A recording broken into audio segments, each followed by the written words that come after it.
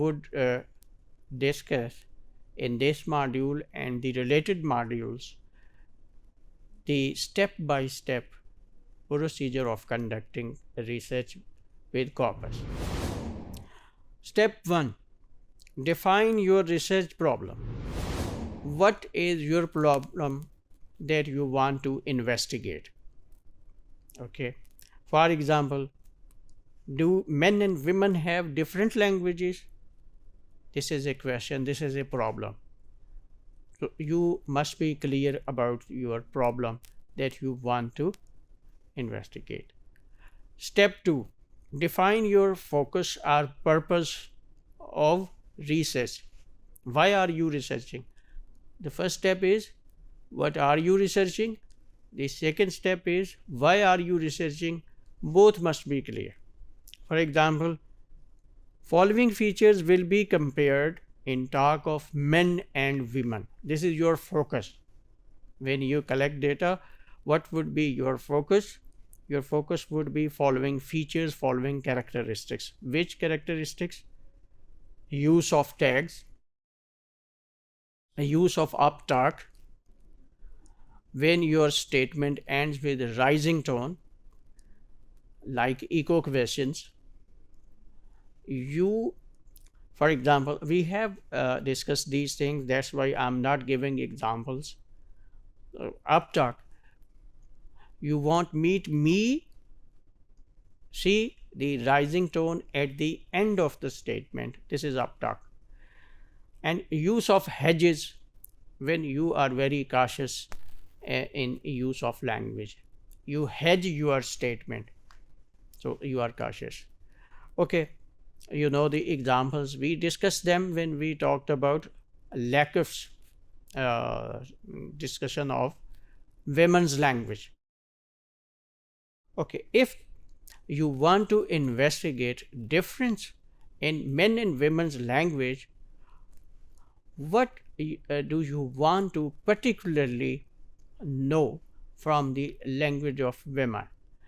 So you have selected these features for your focus. This is your second step. Step 3 is select sample. It further involves these sub-steps. Decide the unit. You will collect data from book, from newspaper. This is your unit. Make a list of units. So if you make a list of all such units, this list would be called framing, sampling frame, or we call it population. Then decide size of sample. For frequent features, if the features, the characteristics of the population that are your focus, they are very common, they are very frequently found in language, so then small sample would do, because they are present even in a small sample. You can easily discover them. And how much small? Some authors say that 2000 words are enough. Okay, if you are focusing on those features which are rare, you have to find them out. You need a larger sample, and how much large, this is not determined. This is up to you. Number 4, decide text type. All texts are not the same. We group them according to their purpose, according to their language features.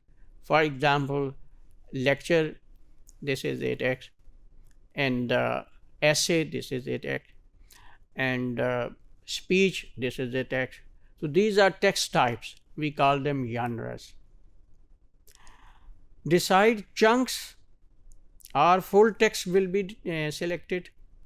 You have to decide this. And number 6, if you select full text, you have to get permission from those who hold copyrights.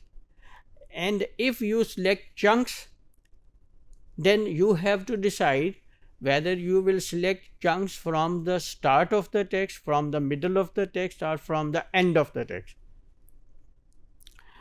Select chunks of equal size from all texts.